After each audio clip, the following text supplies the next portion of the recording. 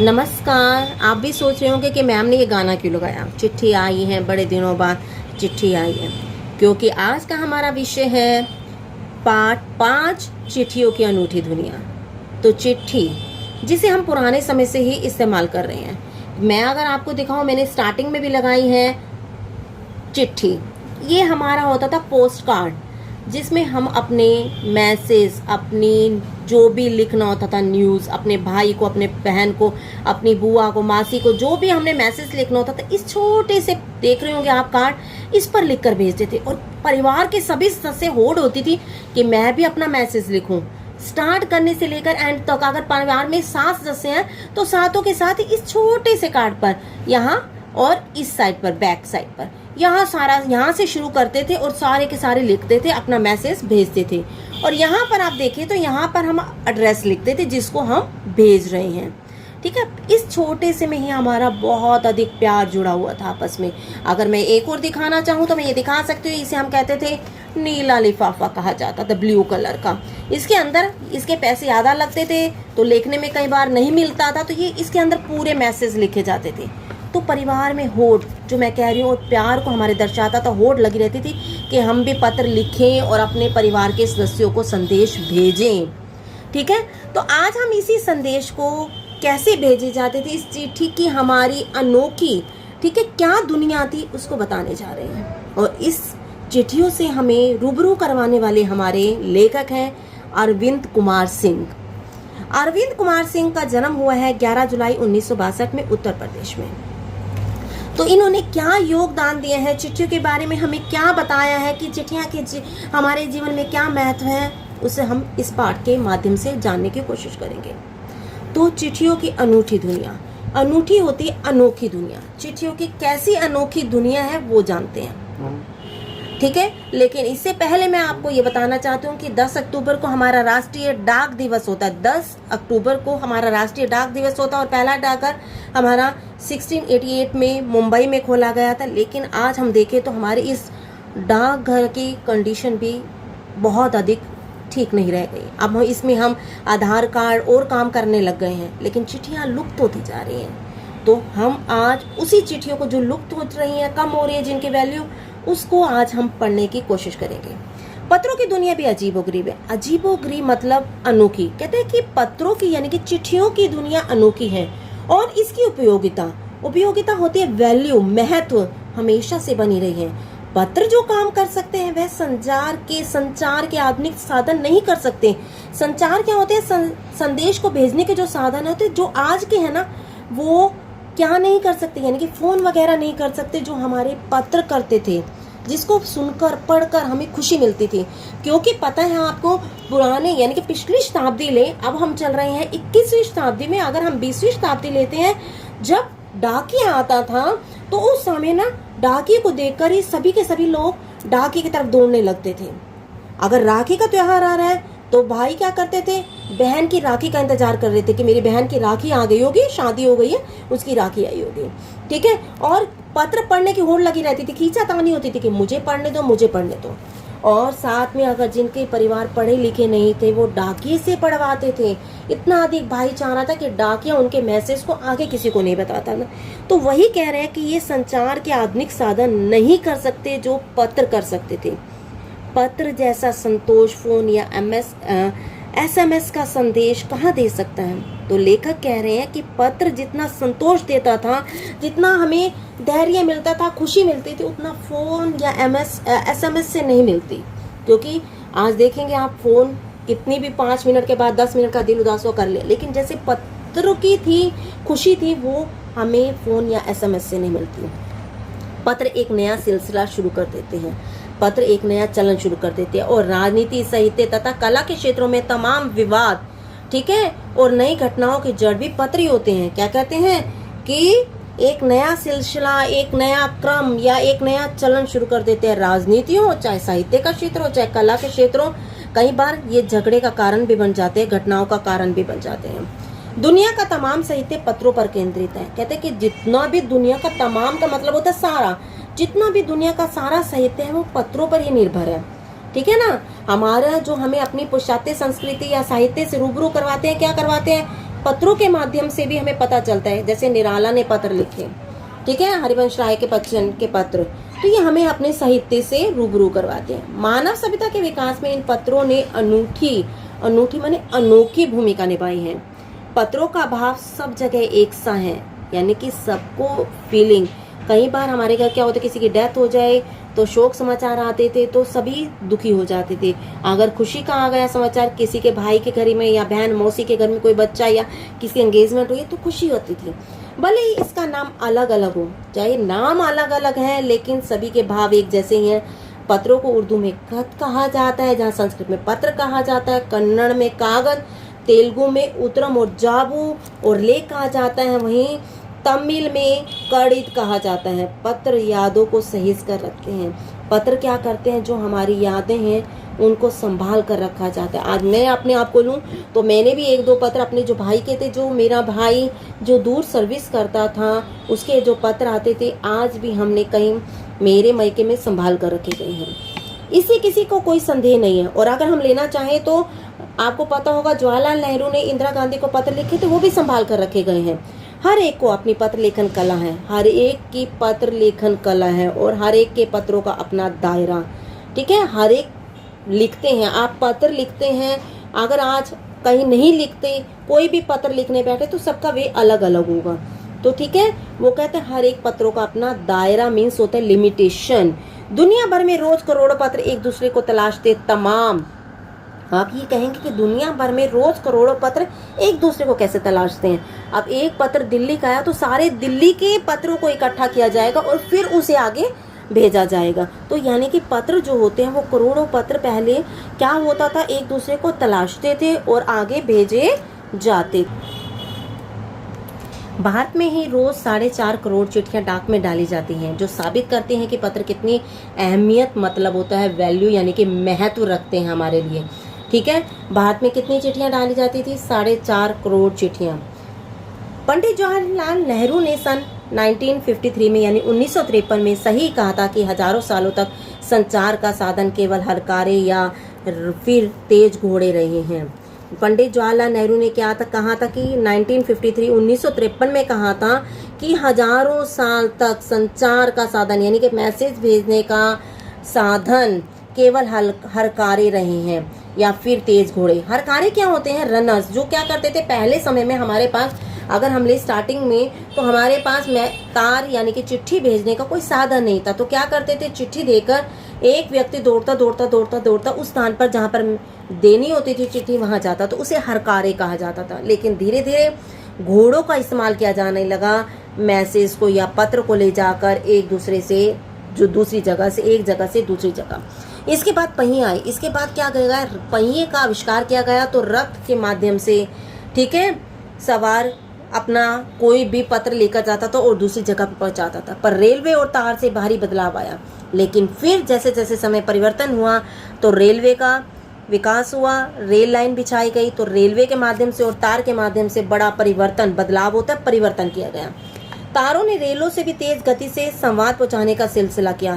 तार ने क्या किया, रेल से भी ज्यादा जल्दी ही अपनी संवाद होता है, बातचीत को पहुंचाने का सिलसिला होता है, क्रम शुरू कर दिया।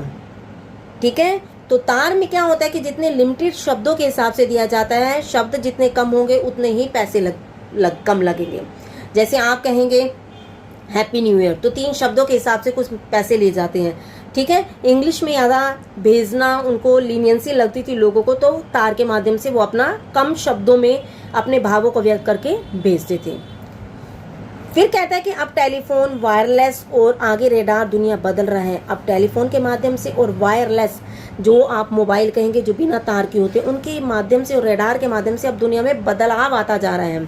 पिछली शताब्दी में पत्र लेखन ने एक कला का रूप ले लिया। पिछली शताब्दी मतलब आप लेंगे पिछली शताब्दी 18 में, ठीक है, आपकी ये 19वीं शताब्दी में पत्र लेखन ने एक कला का रूप ले लिया। डाक व्यवस्था के सुधार में अब आपका कहा जाएगा पिछली शताब्दी 1972 का है, तो आपकी ये 20वीं शताब्दी होगी, तो आप 19वीं शताब्दी का लेंगे। ठीक है, पिछली शताब्दी में पत्र लेखन ने एक कला का रूप ले लिया। डाक व्यवस्था के सुधार के साथ पत्रों को सही दिशा देने के लिए विशेष प्रयास होता है, कोशिश की गई। पत्र संस्कृति विकसित करने के लिए स्कूली पाठ्यक्रमों में, ठीक है, लेखन का विषय भी शामिल किया गया। फिर क्या किया गया, पत्र संस्कृति पॉपुलर हो जाए, विकसित हो जाए, इसके लिए स्कूल के पाठ्यक्रम में भी पत्र लेखन का विषय शामिल किया गया। भारत ही नहीं, दुनिया के कई देशों में प्रयास चले, इसकी कोशिश की गई कि लोग पत्रों को भूलते जा रहे हैं, फोन आ गए हैं तो भूलते जा रहे हैं। ऐसा कोशिश होनी चाहिए कि पत्र को लिखने का, पत्र जो हमारे हैं वो संस्कृति विकसित रहे, यानी बड़ी तरक्की करती रहे, उसके लिए अनेक प्रयास किए गए, कोशिश की गई। और विशेष डाक संघ ने अपनी ओर से काफ़ी कोशिश की।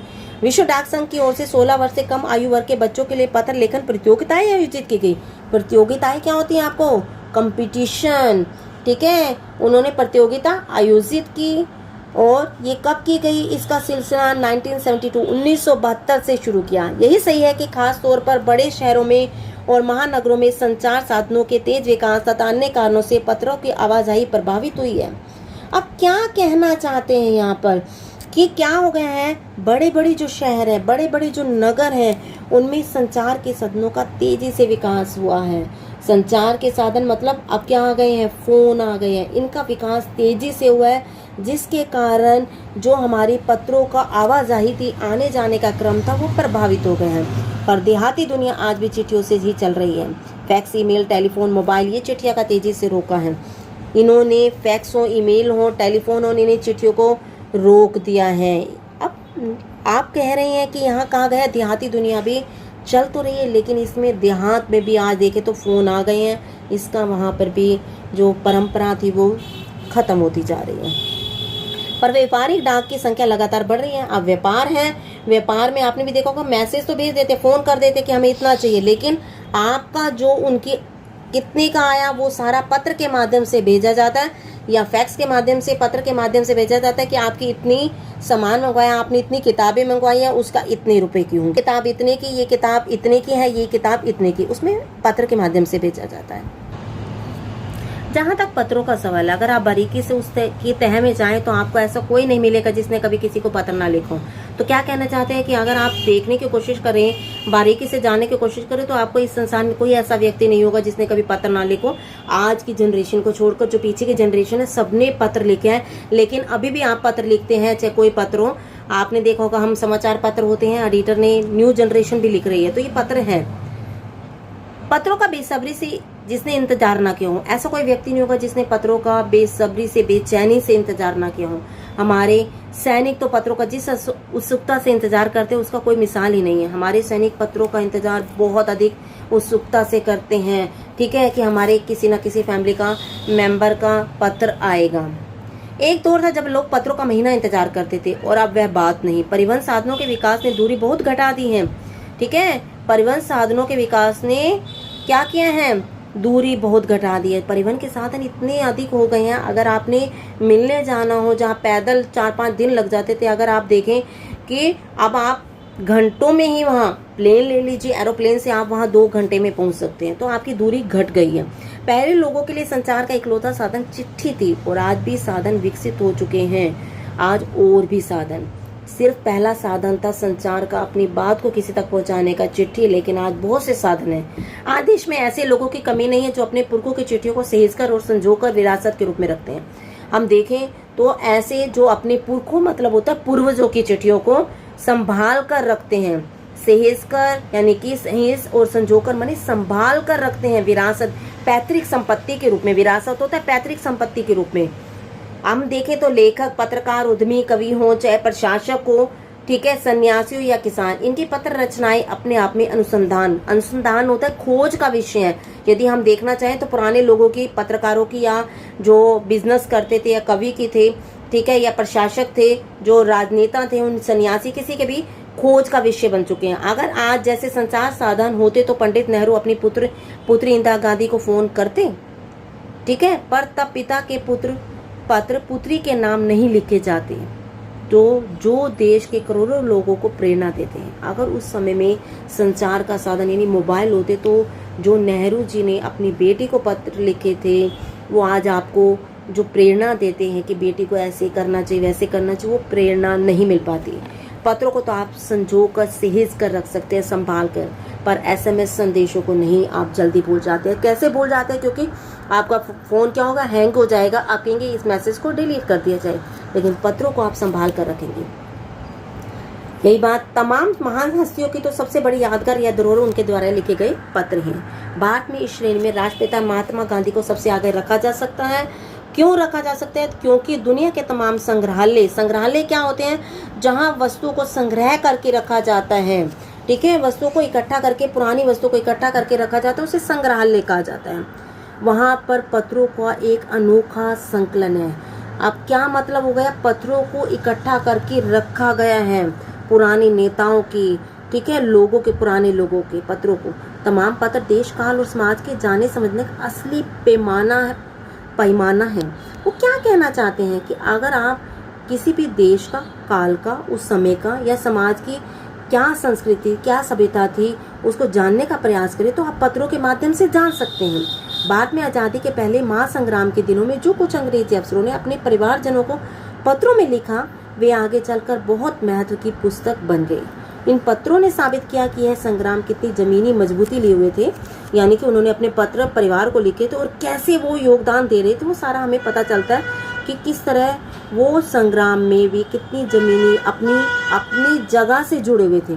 महात्मा गांधी के पास दुनिया भर के तमाम पत्र केवल महात्मा गांधी इंडिया के नाम से आते थे। वे जहाँ भी रहते थे वहाँ पहुँच जाते थे। क्यों आते थे महात्मा गांधी इंडिया के नाम से? क्योंकि वे देश की आज़ादी, लोगों में देश की आज़ादी की भावना जागृत करने के लिए एक स्थान पर नहीं रहते थे, दूसरी जगह पर पहुँच जाते थे। इसीलिए वे जिस स्थान पर पहुँचते थे, अगर कोई भी व्यक्ति महात्मा गांधी इंडिया कहकर, इंडिया लिखकर पत्र भेजे महात्मा गांधी को, तो वहाँ उन तक पहुँच जाते थे। ठीक है, आज़ादी के आंदोलन की कई अन्य दिग्गज हस्तियों के साथ भी ऐसा ही था। वो आज़ादी के लिए एक स्थान पर नहीं रहते, दूसरी जगह पर जाते, तो उनको भी पत्र आसानी से पहुंच जाते थे। बेटा जी, इस पहरे का मैं निचोड़ आपको बता देती हूँ कि यहाँ पर ये कहा गया कि गांधी जी के पास पत्र बहुत आते थे, गांधी जी सबका जवाब देते थे। अगर उनका दाहिना हाथ दुख जाता था तो बाएं हाथ से लिखते थे। तो यहाँ पर अगर हम अगला पहरा देखें, वास्तव में पत्र किसी दस्तावेज से कम नहीं है। ठीक है, दस्तावेज क्या होता है? जरूरी कागजात से कम नहीं है। पत्र के 200 पत्र बच्चन के नाम, 200 पत्र पंथ के, 200 पत्र बच्चन के नाम और निराला के पत्र हमको लिखियों है कहाँ, तथा पत्रों के आईने में दयानंद सरस्वती समेत कई पुस्तकें आपको मिल जाएंगी। पंथ के किसके नाम पत्र? बच्चन के नाम। और निराला के पत्र हमको लिखे हैं, तथा पत्रों के आईनों में दयानंद सरस्वती समेत कई पुस्तकें आपको मिल जाएंगी। पुस्तकें इस नाम से होंगी, ठीक है, जिनमें पत्रों के बारे में बताया जाएगा। कहा जाता है कि प्रेमचंद खास तौर पर नए लेखकों को बहुत प्रेरक जवाब देते थे, प्रेरणादायी, प्रेरक होते प्रेरणादायी जवाब देते थे। पत्रों के जवाब में वे बहुत मुस्तैद रहते थे। मुस्तैद मतलब होता है तत्पर, तैयार रहते थे, कोई पत्र लिखे उसका जवाब दे। इसी प्रकार नेहरू और गांधी के लिखे गए रविंद्रनाथ टैगोर के पत्र भी बहुत प्रेरणादायी हैं। प्रेरक मतलब क्या होता है? प्रेरक, प्रेरणादायी। महात्मा और कवि के नाम से महात्मा गांधी और रविंद्रनाथ टैगोर के बीच सन 1915 से लेकर 1941 के बीच के पत्राचार का संग्रह भी प्रकाशित हुआ है। कब से कब तक? महात्मा गांधी और रविंद्रनाथ, किस नाम से? महात्मा और कवि, ठीक है, इस नाम से इस समय तक का प्रकाशित हुआ है पत्राचार, जिसमें बहुत से नए तथ्य और मनोदशाओं का लेखा जोखा, यानी मन की दशाएं और नए नए तथ्य प्रस्तुत किए गए हैं। पत्र व्यवहार की परंपरा भारत में बहुत पुरानी है, पर इसका असली विकास आज़ादी के बाद हुआ है। तमाम सरकारी विभागों की तुलना में सबसे ज्यादा गुडविल होता है अच्छी छवि।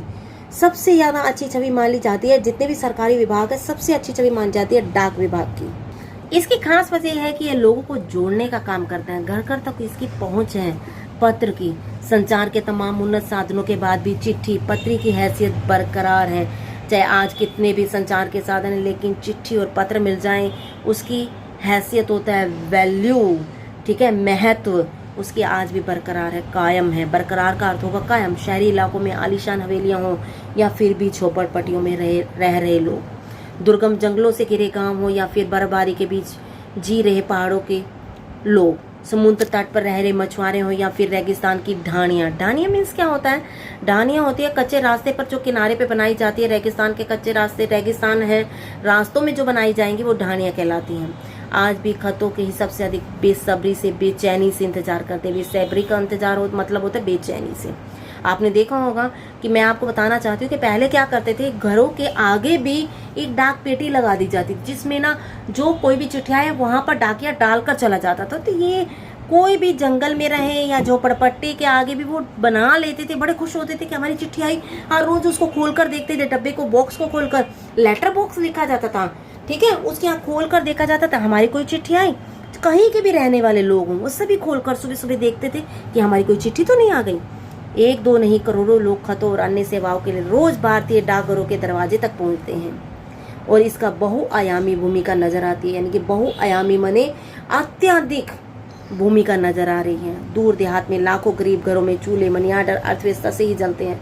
अभी भी लोग क्या करते हैं, जिनको कहीं भेजने नहीं आते, जिनके पास बैंक में पेटीएम वगैरह नहीं है, वो क्या करते हैं, आज भी मनी ऑर्डर के द्वारा अपने घर में पैसे भेजते हैं।